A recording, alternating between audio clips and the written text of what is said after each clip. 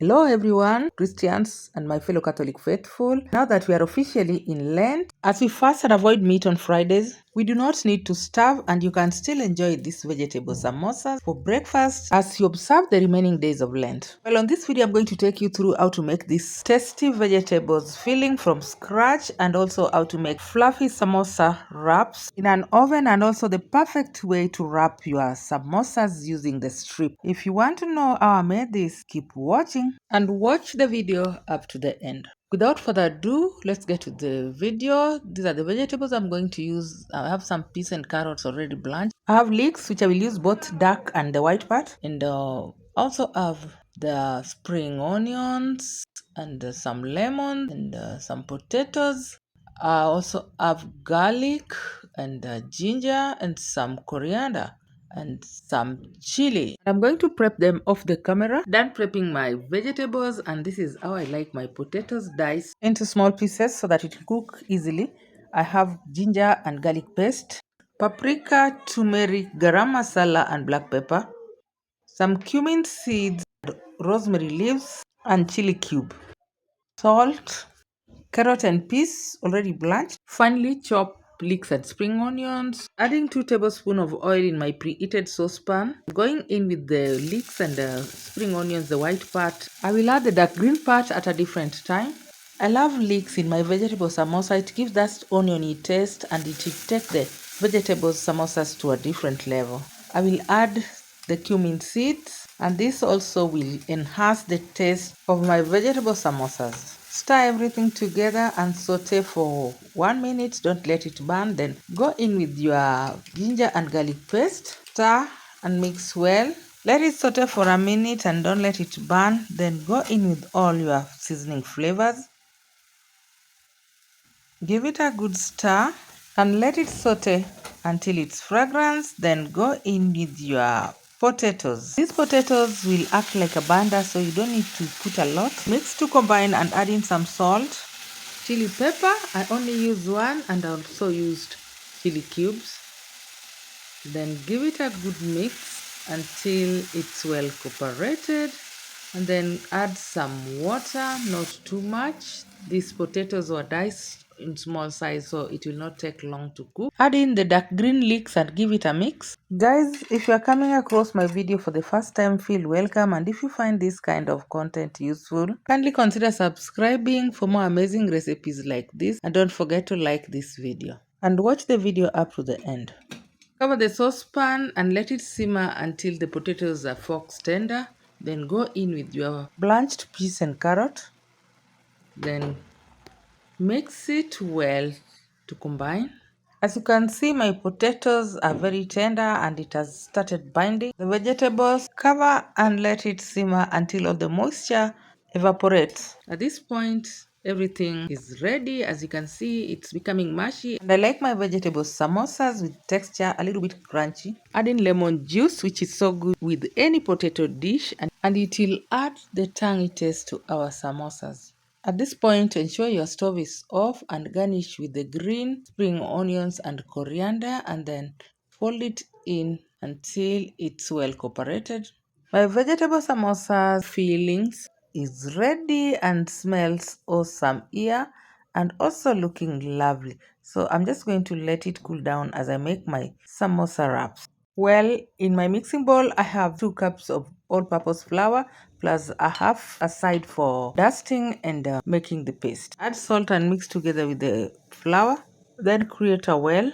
Add in tap water gradually as you need to form a firm dough. For the samosa dough, don't add any oil at this point. Make sure your water is at the room temperature, not hot, not warm. Keep watching the video so that you will know at which stage we are going to use oil. It is very important because that is what makes our wrap separate easily. Transfer your dough in a flat surface and give it some more knead.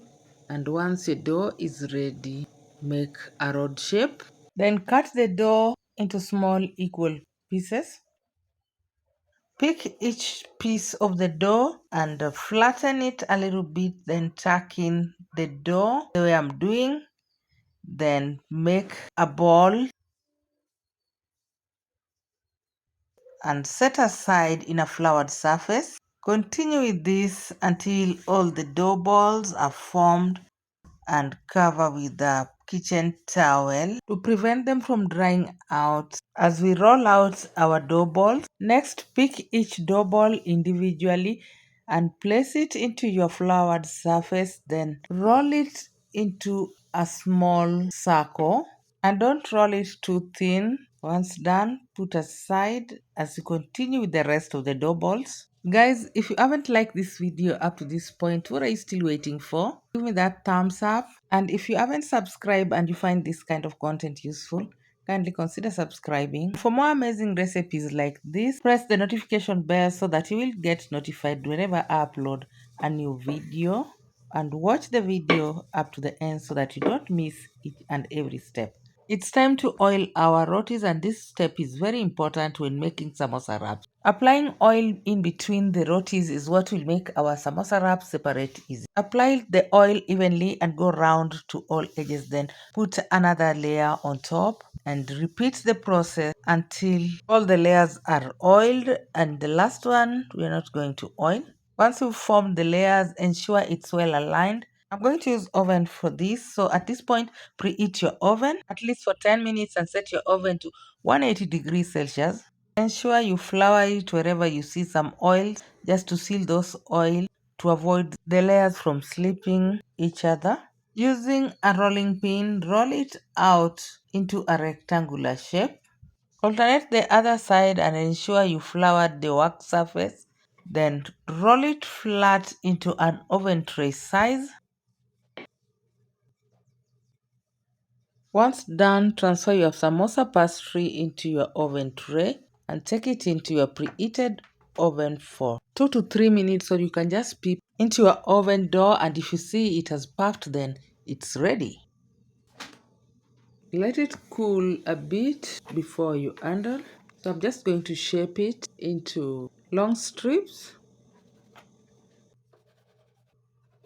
And I'm going to use this cardboard to shape my strips. This cardboard measures 3 centimeters wide, and it's a standard size of samosas. You can as well use ruler to measure yours if you want the standard size, or you can as well do your own size if you wish to have the big ones or even smaller than this. Then I'm going to separate my samosa wraps. As you can see, it's easily separating without stress. And this is because our rotis were well oiled, and you can see the result. All the strips are coming out nicely. Look at them, so beautiful and smooth all the way. And this will give you a glossy samosa crust when deep fried. No more pimples. And it's so fluffy and foldable. Now our samosa wraps are ready, and I'm going to take you through how to fold your samosa using this strip. Just mix flour and water to make a paste, and this paste is what we're going to use as glue to bind our samosas. And this is the right consistency, so take one strip and fold one side quarterly like that. Then take your paste and apply just the same way I'm demonstrating. Then bring it all through and place it on top of that edge, and ensure the tip is well closed. So this is the pocket, and then go in with your fillings. Fill the pocket not to the brim. If it's excess, then you can take out some fillings and give it a space. Apply the glue and bring that leaf the final and seal it, and ensure the tip is well sealed. Apply the final paste on the left leaf and wrap it all through to seal it completely, and we have a beautiful samosa, and the fillings is well secured. And we're going to continue with this until we are done with the samosas. So I'm demonstrating again, so just check the way I did that. I'm just repeating the same things I did.